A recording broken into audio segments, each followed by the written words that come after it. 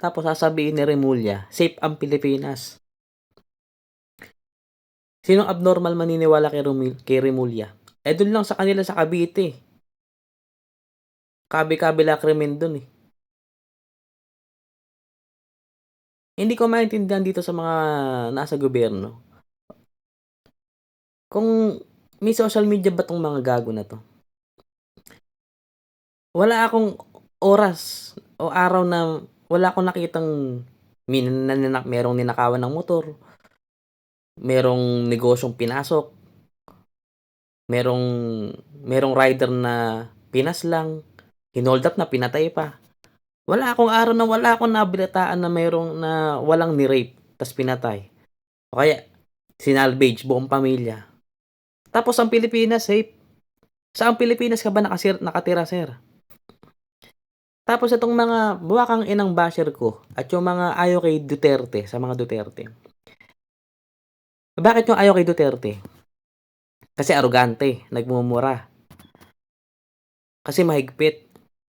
Eh buwakang ina nyo, ang dapat talagang presidente sa Pilipinas, mahigpit. Kamay na bakal talagang dapat yan sa bansa natin. Hindi ka pwedeng lalambot-lambot dito sa Pilipinas, buwatang ina, papatayin ka rito. Sino gusto nyo maging Pangulo? Si Bam Aquino? Para saan? Pupukusan niya education.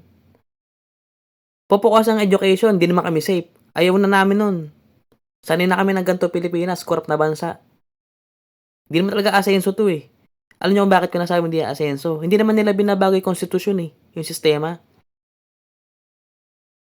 300 plus yung mga kongresista puro corrupt. 14 yung mga senador, ang daming corrupt. Mga barangay, corrupt. Paano ang asenso?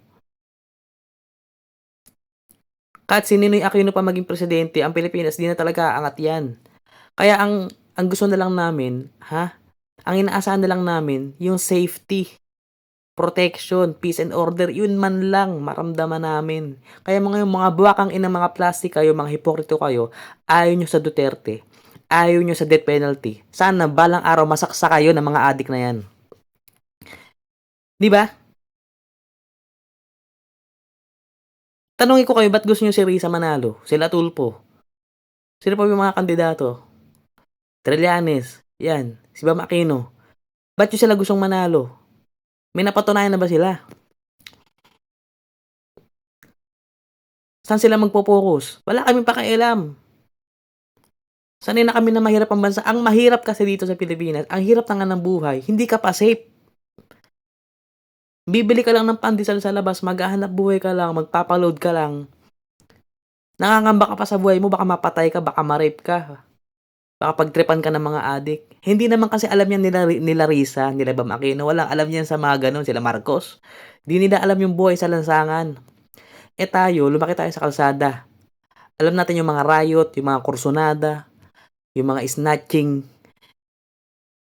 Kukuha ka ng motor, pinaghirapan mo para may service ka, nanakawin ng putang ina. Hindi mo pa bayad. Naglalakad ka lang, agawan ka ng cellphone. Anong bansa yan? Naghahanap buhay ka, lumalaba ka ng parehas dito sa bansa na to, sobrang hirap na buhay. Napakainit, taas ng kuryente, taas ng gasolina, mamahal ng bilihin. Lumalaba ka ng parehas, naghahanap buhay ka. Sakyan ka ba naman ng kriminal, saksaking ka. Kasi itong mga kontra sa Duterte, putang ina. Bash ng bash ang mga hayop. Pilipino ba kayo? Tanong ko, Pilipino ba kayo? Bakit ayaw nyo kila Digong? Bakit ayaw nyo silang mga Duterte? Kanino namin iaasa yung safety namin? Sa inyo. Eh, yung mga kandidato nyo malalambot pa sa POM.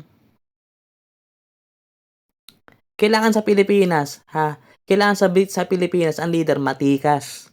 Barumbado talaga dapat. Kasi yung mga Pilipino, pasaway. Yung mga Pilipino, hindi uubra dito yung lalambot-lambot na leader. Yung tatanga-tanga nang ngingiwi-ngiwi. Kailangan ng leader ng Pilipinas, kinakatakutan talaga. Oo talaga.